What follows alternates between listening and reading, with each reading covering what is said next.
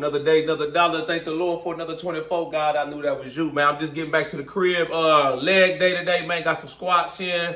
405. I seen how many times I can hit 405. I'm on my cut right now, so I'm down about 15 pounds, but I'm still maintaining my strength. You know, I've been dieting pretty hard, you know, and doing a lot of cardio, you know, so it's going good for me. But getting right into the video, I'm still getting a lot of good feedback on these videos I've been posting about, you know, prison, working in the prison, what to expect. You know, for those of you that are just tuning in to my channel, I've been working as a correctional officer for 12 years now. You know, I've did 2 years at a county jail, and all the rest of my years have been split up between 2 different federal prisons. I started in West Virginia. I transferred to the federal prison down here in North Carolina. You know, but this video I'm gonna talk about the hiring process. I get a lot of questions, you know, about the hiring process. You know, what to expect, how long does it take for them to get back to you. So I'm gonna try to cover as many those details as I can in this video. You know, I'm gonna try to help y'all out to the best of my ability, man. You know, all the people that's going through the process, man, just keep being persistent. You know, keep being consistent. You know, all the people that made it through, that might finally have a start date. Congratulations. Let's get ready for the academy. You know, let's get your mind right, your mental, you all that, man, you know. And like I said, congratulations on your new endeavor and whatnot. But as far as the hiring process goes, you know, of course, for those of you trying to work in the prison system, you know, you got different agencies. You either got, you know, you got the state prisons, you got the county jails, then you got the federal prisons and whatnot. So I work for the federal prison. So those of you trying to get on with the federal side, you will have to go on to www.bop.gov, Bureau of Prisons, you know, and whatnot, and get more information. USA Jobs is usajobs.gov is where you go to apply for the actual job, you know. And I tell people this too, call up to all the local facilities in your area. You know what I'm saying? Call them. You know, ask once you get connected to somebody at the prison, ask, can you speak to the Human Resources Department? You know, once you get them on the phone, tell them you're interested. You know, you got to be proactive.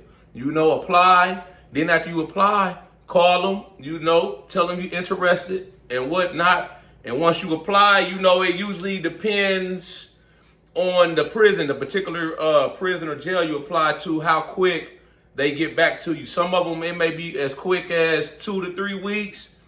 You know, some prisons, they don't hire as much because people tend to get hired on at that prison. They stay till they retire. But the current trend these days in 2024 is most prisons, most jails nationwide are short. We short-staffed. We need officers bad, you know, so if I could give y'all anything, man, it's that, man, you probably gonna get a call back pretty quick, you know. So before you even go into that, though, you got to make sure for most of these type of jobs, you got to have a clean background, you know, obviously no felonies, you know, stuff like that, man, criminal charges. So your background got to be clean. Most state and county jails, usually they start at about 18. That's the age you have to be in order to work there. 18 years old. You know, it might be 21 depending on your state. You got to call and get more details. Go online, Google whatever state you in. So for instance, say you in North Carolina, you interested in working in the state prison here. Google North Carolina DOC, Department of Corrections. You know, it'll pull up their website. You can go on there, get more info. You can see what prisons are nearby and whatnot. 9 times out of 10, it's a prison nearby you, wherever you at, man. Most of the time, these prisons, they be out in the middle of nowhere. Then you got some that's like more situated, closer like to the city, on the outskirts of the city. So it just all depends, you know. So boom, you apply, you call them. Let's say, okay, boom, 2, 3, 4 weeks go by, however long, they finally call you back. Boom, they want you to come in for the interview, you know. So what's next? Typically, you might meet with like a few people that work at the prison, maybe like a supervisor, shift supervisor for correctional services, maybe like a lieutenant or a sergeant, like a higher up, somebody in the upper management. They usually sit you down and they'll do like a panel interview, ask you like a series of questions. You know, why you want the job, what's your motivation? They might ask you like some scenario based questions, say like, the warden gets taken hostage at a prison, and the inmates at the gate demanding, he got a knife to the warden, demanding that the warden, that you open the gate so he can escape, In all those situations, you never open the gate, They're going to ask you like psychological tests like that to see where your mindset is, see if you are a good fit to be an officer in the prison, because you gotta have a strong mind, because you're dealing with criminals.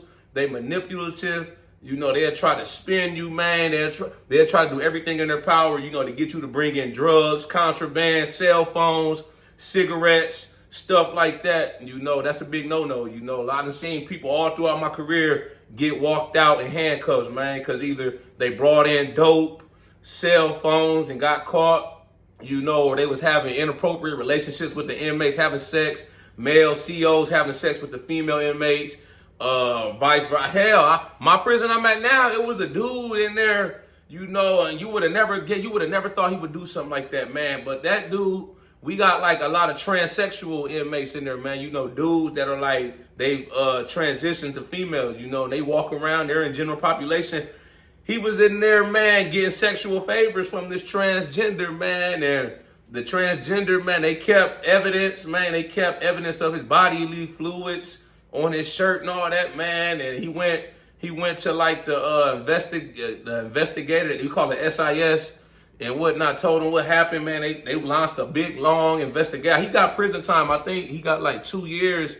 He was at a federal prison camp somewhere, man. But he was a cool dude. You would have never thought that, man, So those are some of the things the inmates, man, if you cross that boundary and whatnot, it's like you going to a point of no return. Because once they got you, once they hook you in, man, it's over, man. They're going to keep demanding more and more of you. You can't just expect, oh, this is a one-time deal. I'm going to bring in a pack of cigarettes to an inmate or something they're not supposed to have in there, and then it's a one-time deal. No, they're going to keep asking more and more. Now they're going to want you to bring in some cocaine, or now they're going to want you to smuggle in cell phones. So it's like a point of no return, So it's best to not even cross those boundaries. Keep your professionalism when you in there behind the wall, and whatnot. So back to the hiring process. They usually sit you down and have like an interview, boom, ask you like a series of questions. You might have to take a written test to assess your mindset, your psych, all that type of stuff. You might meet with the psychologist and whatnot. They might ask you questions too. The psych that works in the prison and whatnot. If you successfully pass that, I've seen a lot of times where like they try to streamline the process. So all the times I've went through the hiring process, like I said, if you go through and make it through that, usually if the next step might be, they might, some of them, they need officers so bad, they might do like a urinalysis test the same day, a medical, like when you go to medical, they take like, you do a physical to make sure you like in healthy shape, to be able to work the job, stuff like, I done did that like in one day, those are like prisons that need people bad, like I said, a lot of prisons, they need officers bad, man. We short everywhere, man, across the board, like I said, 99% of prisons and jails in the nation are short. They're hurting for officers, man. So you could realistically, man, depending on where what facility or agency you apply to, you could be on the job in like 2 to 3 months, man, from when you apply for the job to getting the start date. So let's say, boom, you go through the medical process, you do a urinalysis. I tell people this, if you make it through all that, the urinalysis, man, 9 times out of 10, man, you pretty much are in there. They're going to be calling you back maybe like in a couple weeks, few weeks, man, and giving you like a start date. A lot of times they try to coordinate it with the other people that applied for the job and made it through. They try to get y'all all like to start around the same time. They bring in like a class of new officers, so they try to coordinate it. So they, depending on how long that take, it could be a month, couple months, 2, 3 months. You just got to sit. This is the saying they like to say, man. I'm pretty sure some of y'all might have heard this. You got to hurry up and wait. So basically, man, you apply, you go through the next step, then you just got to sit back and, be patient. But I tell all the people that's going through the hiring process this, though.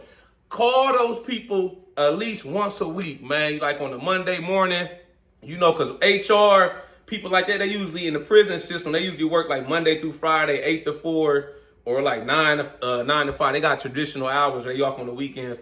So call them first thing in the morning, like around 8:30, 9 o'clock, man. When they in there, they done got their coffee, they got situated. you know, and I tell the people that's going through, call them once a week, you know, and inquire about your application, man. You know, I was just calling, you know, to see the status of my application. That's going to let them know that you highly interested in the job. You taking it serious, you know, and you keep keeping tabs on it. You know, you keep calling back. It's going to put a picture of you in their mind. They're going to remember your name and stuff, man. They're going to push you up higher in the application process. You know, I tell people all the time to do that, man. Call at least once. Shit. If you really want the job, shit, you got to want it, man. They ain't niggas going to give it to you. Call Monday, call maybe Friday before they leave out for the weekend. You know what I'm saying? And just stay consistent, stay persistent, keep pounding away, man. You know, if you really want the job, man, you want the career, you got to be proactive. You know, so after that, let's say they finally call you back, you get a start date. You know, like I said, it depends on the agency. They go about it different ways. When I worked at the county jail, they finally called me back with a start date. So I came in, boom, it was like my first day. I was just wearing like a polo shirt and some slacks till they finally gave me my work uniforms. Then I think I worked on the job for like 6 months, and then they finally sent me to the training academy. When I got on with the federal prison system, they finally called me back. I had to do some more, like a lot of stuff back and forth online, submitting forms online, electronically signing documents, whatnot. But the feds, they have like a background investigator. They'll meet with you, right? When you do the application, they'll put down like different people, like references. They go back, I think, like 10 years, man. Then once you get on the job, they do a background check on you like every 5 years for the Bureau of Prisons, you know, to make sure, you know, you ain't got no new charges, crimes committed that you didn't tell the job about, you know. So you're going to do a background investigation with the investigator. They're going to go through everything you put down on the shirt. The main key to remember is don't lie about nothing. Be truthful, 100% truthful about everything you put down, you know, because they're going to comb through it. Man, they're going to look at everything, man, like they got some bifocals on. They're going to be, and they're going to call, listen, all the people you put down for a reference, they're going to call all those people, all those jobs, or they might, some of them, I don't know how they do this year. I got hired on in 2013. It might be a little different. They might have cut back on jobs and whatnot, but I know, like, if they're in the same state, the investigator, they'll actually pull up on the people you put down and ask, can they meet with them, like in a public place, to talk about you, to ask questions about you, you know, stuff like, what's your character like, you know, would you recommend them for this job? You think they would be a good fit for this agency, stuff like that. So you want to make sure you put down reliable references, you know, somebody that really knows you, and be honest, you know. Be honest on everything you put down, you know. After that, depending on the background investigator, if you apply for the feds, it could take up to 6 months. I've seen people, man, they background check came back after they already was offered their year of probation. Their first year, you on probation in most spots, so you can't really mess up. You can't be doing dumb stuff like calling in unnecessarily, like, you know, you at the bottom of the totem pole, right? So you got to expect going in, you're not going to get the weekends off. You know, some people, like new officers, they might abuse it. You know, they calling in every Saturday, every Saturday. It's like developing a pattern, you know, and the upper management, man, they catch on to it. You know, I've seen people make it almost to their year mark and they get fired for doing dumb stuff like that. So, you know, you just gotta, you can't be doing stuff like that, man. Long story short, you know, so you usually, once you get on the job, you know, you might go through some more classes. You'll go through some classes probably like the first couple of weeks. You'll be in classes learning like